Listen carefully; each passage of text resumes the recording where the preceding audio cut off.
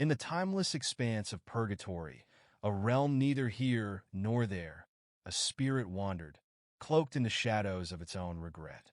This soul, once vibrant with life, now drifted through a landscape of gray mists and echoing whispers, fleeing from memories it could never escape.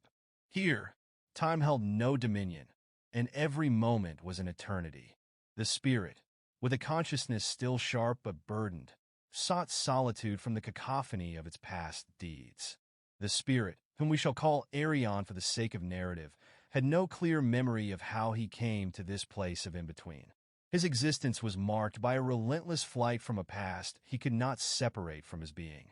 Purgatory was a vast, foggy expanse where the ground was neither solid nor liquid, where whispers of the past mingled with the cries of lost souls.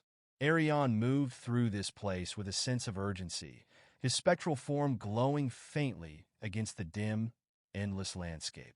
Every step was an attempt to outrun the voices, the memories of betrayal, of pain inflicted and received. But in purgatory, one cannot run from oneself.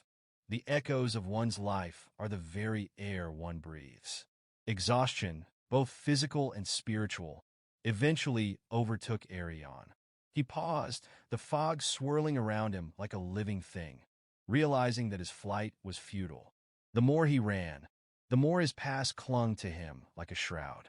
In this moment of stillness, Arion's consciousness began to seek not escape, but understanding. He wandered to a place where the fog seemed less dense, where faint lights flickered in the distance, perhaps the souls of others seeking redemption or merely existing in this limbo. Here, Arion stopped and sat, his form settling into the ethereal ground.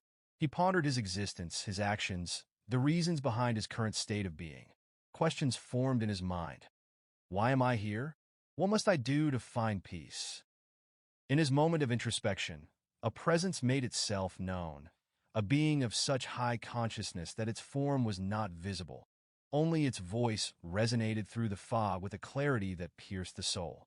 Arion, are you ready for judgment? The voice asked, its tone neither harsh nor kind, just absolute. Arion, taken aback, but feeling a surge of hope, replied, Yes, I am.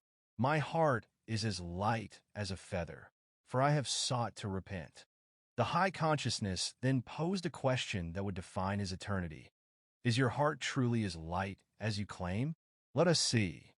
With those words, images began to flood Arion's mind. Scenes of his life where he had wronged others, where he had acted out of selfishness, malice, or neglect. Each memory was a weight, adding to the burden he thought he had shed. The high consciousness spoke of these deeds, not with condemnation, but with the cold clarity of truth. You have sought solitude, Arion, but not redemption. You ran from your actions rather than facing them. Your heart is not light. It is heavy with the unspoken apologies, the lives you've altered for the worse. Arion felt the weight of his past like chains, each link a memory he had tried to escape. The truth was laid bare, his pride shattered by the undeniable evidence of his own conscience. With his pride broken and the reality of his actions clear, the high consciousness pronounced, For your solitude, you shall remain here, in purgatory, alone with your thoughts, your memories, until you can truly unburden your heart. Thus, Arion was left in this vast, empty expanse, the fog his only companion, to reflect, to learn, to grow. His journey from fleeing to facing his past began anew, but now with the understanding that solitude was not just his punishment, but his path to redemption. Each day, or what passed for day in this timeless place, Arion sat, pondered, and slowly, very slowly, began to speak to the echoes of his past, seeking forgiveness from himself, if from no one else. In this endless solitude, Arion learned that peace was not in the escape from one's deeds, but in the confrontation of them, in the slow, painful process of self-forgiveness and growth. Purgatory, for Arion, became a place not just of waiting, but of transformation, where the lost soul could finally seek to mend what was broken within against the eternal night.